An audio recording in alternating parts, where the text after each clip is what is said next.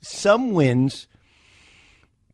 I understand that what happens when you coach or when you've been coached, you know some of these coaching expressions, right?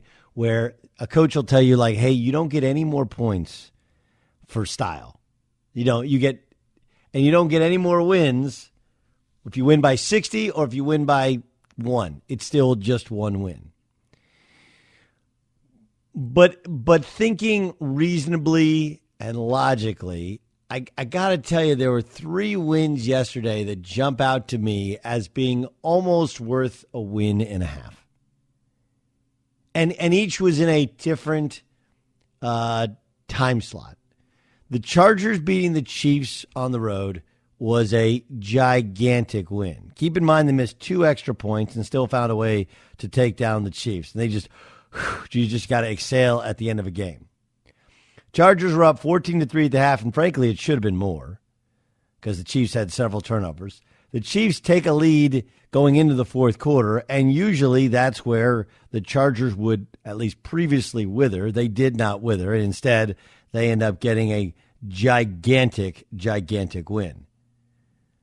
And it's one thing to go, hey, it's early in the season, and the Chiefs have been kind of all over the place. Andy Reid, by the way, his health, he's fine, released from the hospital today. Just got a little bit of a health scare.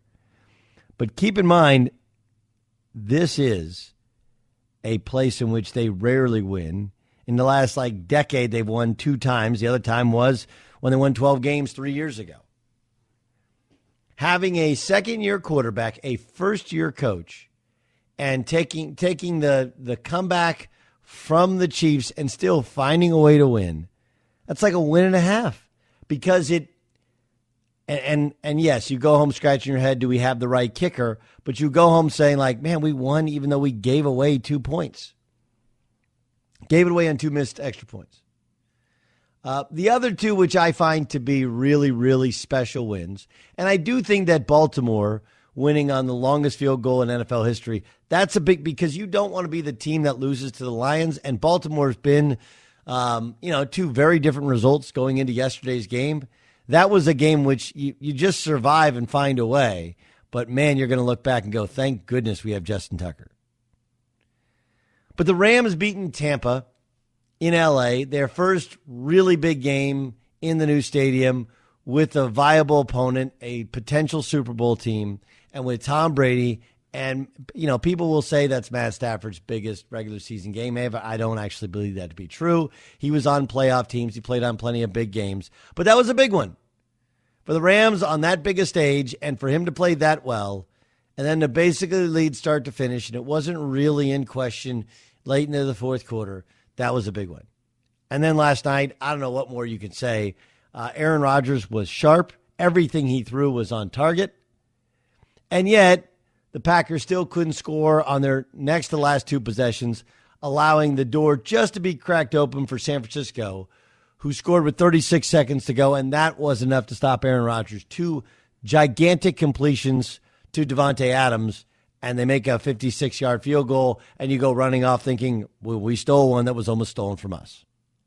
It feels like those 3 wins are bigger than any other 3 wins this week. And while I understand in the standings it only counts for 1 and that you have to turn around and play somebody else's coming from you, and if you fall into the trap of believing what you saw this week is going to be the facts for the rest of the year, you're going to make a huge mistake.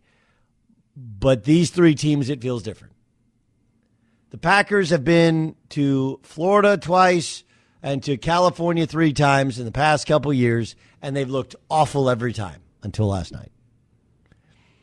The Rams just didn't have confidence in Jared Goff's desire or ability to throw the ball downfield. Cooper Kupp's always been awesome. They added D-Jax, who it did feel like he was going to drop the ball before the end zone again. But they're cycling through running backs, through all these injuries, and they need to push the ball downfield, and they found a guy who will do it. I think Tyler Higbee helps, but I also think just having a quarterback that they believe opens up the entire field to them, and he played well. And he did so against a team that everybody respects, a quarterback everybody respects, and a defense that really got after Tom Brady. Really got after him. And then, of course, there's the Chargers win, which we've been telling you for the last 6 months. When healthy, one of the most talented teams in football. And everybody thinks they got a dude in Justin Herbert, but how would he react in the second year? Right? Second year is sometimes tougher than first years because you're given a bigger playbook, more responsibilities, and you're only started for 1 year in the NFL. So far, so good. This is Aaron Rodgers talking about pulling off the big win. Give some legitimacy to some of the things we've been talking about, that was kind of an aberration and that we are a talented football team. It felt like in the locker room today that we finally had the energy that I've been waiting to see. And before the game, it wasn't the type of energy we had in Jacksonville, but I knew we needed a spark. But the energy in the locker room post-game, that felt like a win. It felt like there was such a growth moment for us, and I'm really, really happy for the guys to feel that. And, it feels like, okay, now we're on our way. Now we can get into this. Now we know how to win, and we can get this thing moving in the right direction.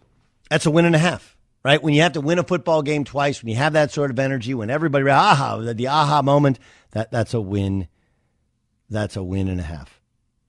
And I think the Rams got that. I think the Chargers got that. It doesn't mean that they win this week and that they mollywop, but I do think that sometimes you can gain, for the Rams, they led that thing almost tip to finish. I mean, that's an amount of confidence they can have. For the Packers, they were the better team and still nearly lost and found a way and were completely organized in their 2-minute. And he made a couple of incredible throws. They clocked it. They got the special teams on, and the field goal kicker made it. It looked like a practice. It was perfect. And for the Chargers to score when they scored, the conversions that they got, and beating Kansas City in Kansas City, and really kind of challenging Kansas City, playing a lot of man, something that Gus Bradley would never do, but some of that was their personnel. I think there's a lot of growth there too. Those are wins and a half.